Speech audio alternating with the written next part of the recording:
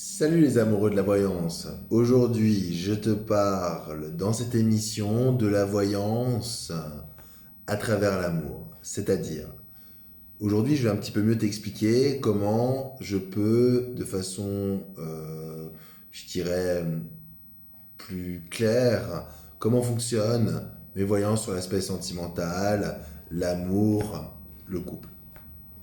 Tu peux me contacter bien sûr via Voyance au féminin pour réserver ta consultation en audiotel et en cabinet. Avec ton prénom, ta date de naissance, le prénom, la date de naissance de la personne, je peux à l'instant présent faire un premier bilan à travers ma clairaudience, c'est-à-dire les messages que je peux recevoir à travers ta question. Exemple, quels sont les sentiments, l'état émotionnel de telle ou telle personne à cet instant précis. Avec, comme je t'ai dit, ton prénom, ta date de naissance, la date, le prénom de la personne, je peux déjà, de façon euh, instantanée, ou du moins à l'instant présent, avoir déjà des premières informations sur déjà l'état des lieux, la présence, le lien entre vous, etc., etc. Sachant que dans ma clairaudience, j'aime pas poser trop de questions, je préfère d'abord donner mes ressentis et avec ma guidance et bien sûr ta participation, parce qu'une voyance ça se fait à deux, et ben tu peux un peu diriger mon canal, c'est-à-dire oui Christophe, voilà l'état des lieux de ce que tu vois, non c'est pas ceci, non on n'est pas à cet endroit-là, sachant que la voyance est une science humaine, je préfère que tu me dises non, ce n'est pas juste, plutôt que s'entêter et rentrer dans la mentale, sachant que la mentale est vraiment le cancer des sentiments et empêche de pénétrer dans les couches subtiles de l'émotion, des sentiments, quelquefois de l'aspect blocage émotionnel de la personne, les non-dits. Voilà, ça peut malheureusement favoriser ça. Donc ça, c'est la première étape. La clairaudience, les messages que je peux recevoir. Je travaille un petit peu la numérologie de base. J'aime bien avoir quelque chose à écrire à côté de moi où je marque un peu les premiers mots-clés qui travaillent ma guidance. Des fois un petit peu d'écriture automatique, mais surtout la clairaudience qui me permettent de donner les premières informations de la personne. Voilà, la personne demandée sur l'aspect sentimental. Donc le premier tirage que je fais en général, c'est l'état de l'instant T du moment avec la personne. Donc tu me poses ta question par audiotel ou par cabinet. Voilà ta question, quels sont les sentiments de cette personne à l'instant T. Donc cela c'est un tirage fictif bien sûr. Tu brasses les cartes en pensant à ta question. En quelques instants. Quand je me sens prêt, la personne se sent prête. Je coupe. Main gauche ou main droite, ça c'est pas important. C'est pas couper à la carte près. Moi, on l'a coupé naturellement et je déplie. Et sans regarder le jeu de cartes, ou du moins sans choisir les cartes, tout à fait spontanément, pour un tirage à 5 cartes, tu fais un tirage en croix. Voilà. Tirage en croix ou un tirage papillon selon les termes. Je pose le tas ici. Donc en général, 5 cartes suffisent pour donner l'instant présent de la situation entre toi et cette personne. Et si vraiment besoin, je peux mettre une 6e carte au milieu pour les solutions. Donc la carte de gauche, c'est l'élément positif. La carte de droite, c'est l'élément perturbateur.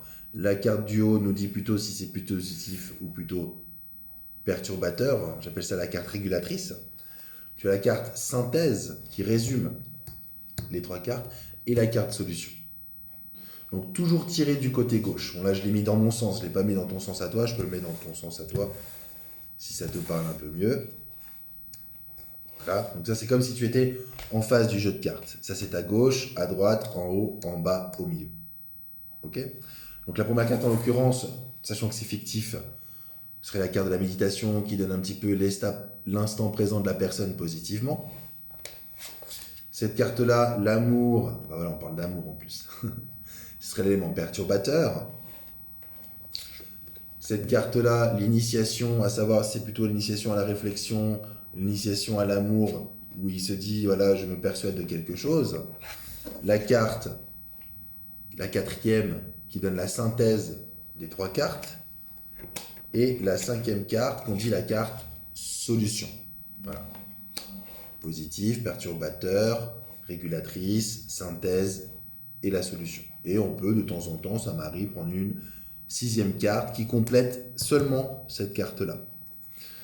Ensuite, moi ce que j'aime bien demander aux personnes, même si je ne pose pas beaucoup de questions en voyance, ça demande quand même quelquefois des pistes. Je dis par rapport à ce tirage-là, quelle carte ne te parle pas, quelle carte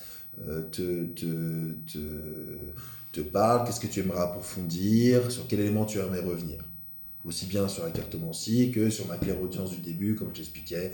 Oui, Christophe, cet élément-là s'avère juste, là non. Voilà, ça permet de travailler vraiment au niveau de la guidance et nous permet d'aller à l'essentiel. Parce que le but de la voyance de l'amour, c'est de partir d'un cas général pour un cas précis. Ce que le diagnostic de la situation de base nous amène à une solution et de décortiquer un petit peu les éléments. Sachant que chaque voyance, chaque tirage est différent. Même si la question reste principale, l'amour, les sentiments, le couple, l'avenir, chaque question amène sa vibration. J'insiste vraiment. Donc, par rapport à la deuxième partie des cartes, de cartomancie et de la traduction, on arrive au fait, comme je t'ai dit, est-ce que tu as compris, qu'est-ce que tu aimerais voir plus profondément, qu'est-ce qui est clair pour toi, qu'est-ce qui est moins clair pour toi, et on peaufine. Voilà. Et ensuite, souvent, je peux faire un deuxième tirage, toujours en 5 lames ou en 12 lames, qui peut nous donner un autre facteur. Donc là, je vais te montrer un facteur fictif de 12 lames, où je brasse les cartes par rapport à ta question, je le coupe, tout en pensant à la question, et je tire 12 lames. Juste pousser ça. Je vais essayer de te montrer. Bon, je vais le mettre à l'envers, comme ça tu vois bien. Donc la boule, j'ai plutôt la boule de cristal. On va la mettre plutôt là. Donc, voilà les 3 premières rangées. Donc, comme je l'ai dit, c'est fictif. Hein, n'a aucun intérêt au niveau valeur de traduction. Au niveau des cartes, c'est de la triade. Hein. L'oracle de la triade, c'est un jeu qui s'assimile un peu à l'oracle G. C'est un jeu que j'utilise depuis quelques années. Il me donne vraiment pas mal d'informations précises sur l'aspect relationnel sentimental, aussi sur d'autres domaines. Hein. Mais là, aujourd'hui, on parle voyance sur l'amour. Et ce jeu de cartes vraiment me bluffera toujours et me donne vraiment des guidances assez précises par rapport à ma clairaudience de base.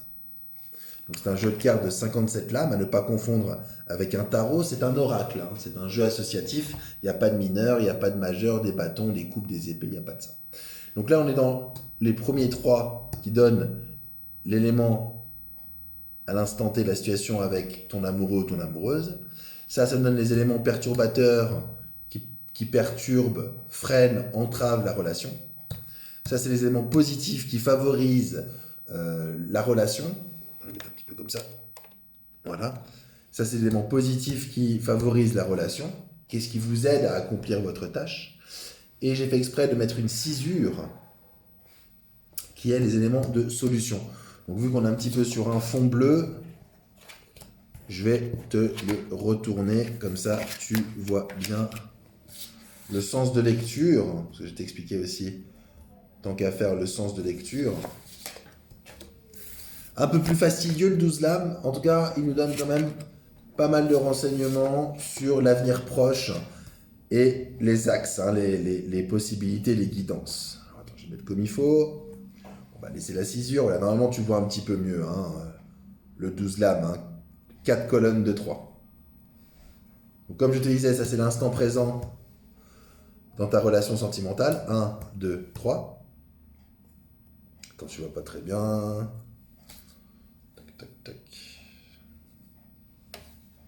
Voilà. 1, 2, 3, la situation actuelle. 1, 2, 3, les éléments perturbateurs. 1, 2, 3, les éléments qui favorisent. 1, 2, 3, les solutions.